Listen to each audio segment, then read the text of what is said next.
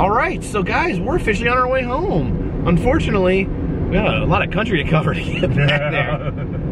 And here's the plan. I got to be in Indiana to sign my contract for my mutton chop match.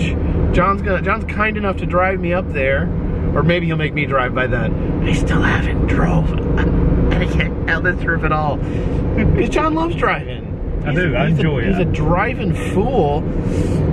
And oh yeah, so we're on the bottom part of the United States. What's the bottom of the United States called? The South. No. It's not the South. Because Arizona's not the South. New Mexico's not the South. Well, if you're geographically looking at the entire United States, yeah, it's the South. Culturally, we're not traveling to the South. Culturally. But geographically, we are. So, I got confused, my bad. Okay, so yeah, we're heading out of California. We're heading through California, through the desert today, and we'll just see what happens. Follow us.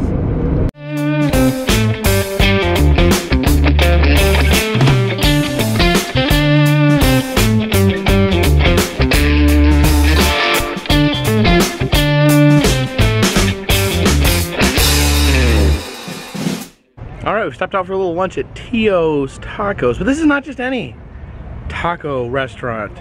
This is actually a folk art environment wrapped around a taco place right here in Riverside, California. Let's have a look around.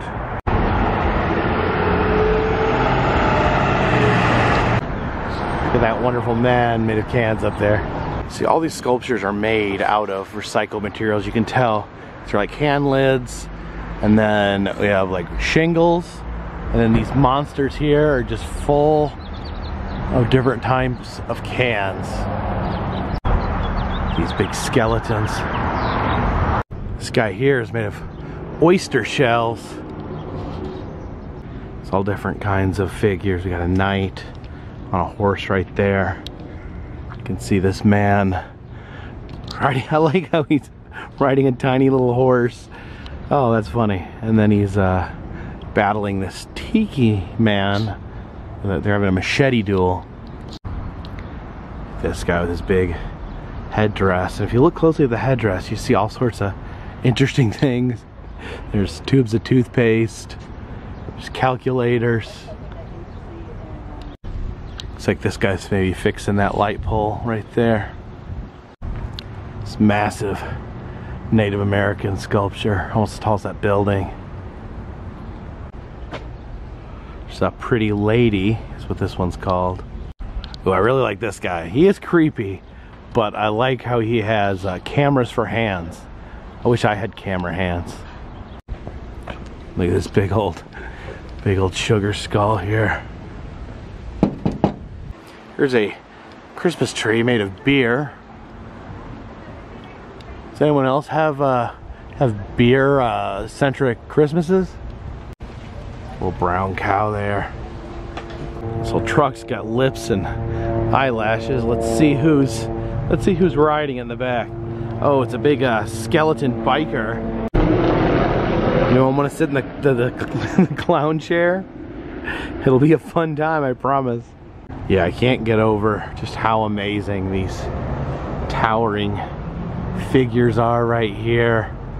You can see they're actually built into palm trees. There's like a palm tree base, like junk art wrapped around it. Unbelievable. Okay, this is a T-Rex made out of oysters. He's swallowing a man. You can see the boots. And the man is actually being digested very quickly because he's already coming out his beehole. It's a scary skeleton man right there. Oh, look at those masks. It's a giant skeleton man riding a bicycle. I just noticed it looks like Santa's sleigh up there on the roof. This guy's doing like a headstand, or a handstand rather. There's a man being pulled apart by ropes here. Oh, look at that. That's a swordfish or a marlin. So I'm seeing a skull monster with a fan in his chest. And then there's a lady doing a handstand on his shoulders. Gosh, there's just so much to see here. Hardly know what to focus on. You got these two figures right here. Oh, okay. I see what's going on here. dealing with some lactation issues, and they're also urinating in buckets. Here's Jesus on this cross here, up this tree. A bunch of little monkeys and other jungle animals. There's different faces along the walkway here. Alright, we have the ultimate showdown here. There's a luchador armed with some boxing gloves, about to take on this football player. See the Jolly Green Giant up there. It's actually a chapel out here. Let's check inside. Oh yeah, just a tiny little chapel made of bottles. Oh wow, actually got some very impressive paintings up there in the rafters. There's some Popeye figures out here. Now I vaguely recognize these characters. I believe these are Mexican television characters, some comedy characters. Bunch of places for you to stick your head in. Oh, I think this is C-3PO maybe, or some version of. These guys are riding on a wild stallion made of oysters. Look at this. They're made of toys. This one, this lady here, is made largely of old Barbie dolls. Huh. I don't know, man. See all these different toys on this one. Oh, and he's drinking vodka. Ooh, look at these dirty pandas. There is all sorts of madness going on in that roof right there.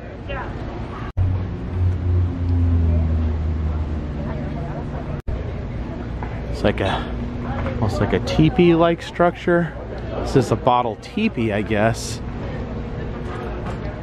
Yeah, you can see the bottles sticking out. Ooh, look at that mask. Oh, look, there's like a band in the bushes. This guy's playing the trumpet. And we got our guitar player there. There's a drummer.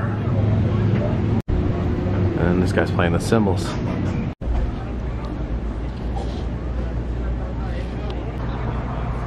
What's going on in here? Some bulldozers and trucks, but what are these things? I don't even understand what these are. They all say Abenite on them. I think these are like, oh, they're like rock samples, like I guess for like counters or floors. Check out this amazing archway of oranges. These keychains here are almost practically enormous.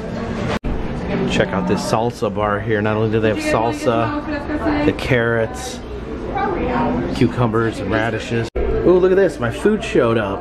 Got some carne asada to devour here. Looks like John got some very steamy fajitas. Ready to dig in? I'm ready to dig in, man. Listen to that sizzle. Steak fajitas. Mmm.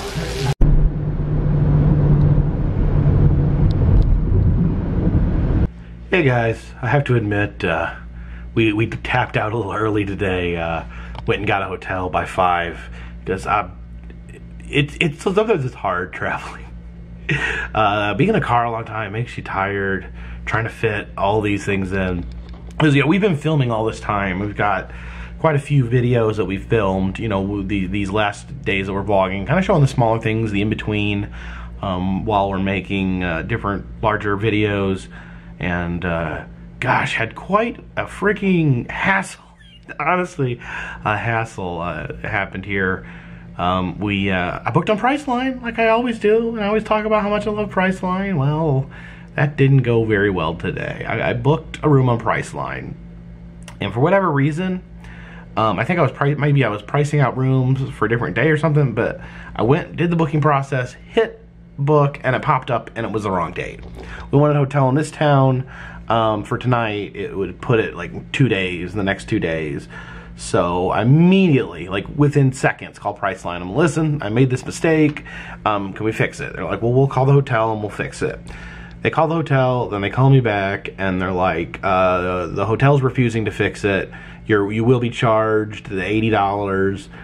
Thank you and goodbye. It's like, what? Wait a minute, I just paid $80 for nothing? That's discouraging. So John called the hotel and talked to him, and they said the reason they wouldn't accept it was because they said that Priceline charges them a fee, and that they said they'd be willing to cancel or remove the reservation as long as Priceline didn't charge them a fee. They said they told Priceline this, and Priceline wouldn't adjust. I try to speak to several supervisors on Priceline. I'm like, listen, please go back through my record, because they do keep a record. I mean, look at all the times I've used your product. Look at all the times I've used Priceline. I've paid thousands of dollars to Priceline. I'm like, maybe, you know, can we make this right? Can we not just take $80 from me for nothing? And, you know, basically they said, no, only the hotel has the power. So we called the hotel, and basically said, listen, whatever Priceline's paying you, we'll pay it. We'll cover it. They said there's a $20 fee. Okay, we'll pay the $20 fee. I think they ended up taking care of us. I'm not sure, 100% sure, but at least they were like, you could deal with them. You could talk sense to this person. So yeah, just taking the night to kind of recoup, because it's been non-stop traveling for a week. We've been on the road, more than a week. We've been on the road for 9 days. 9 days. And our final destination will be in 6 days. So this is a haul. This is a marathon. And yeah, we needed this. We needed some downtime. So we're gonna take some downtime, try to get recouped, rested tonight, and then hit the open road in the morning. Appreciate you guys watching, and this one's in the bag.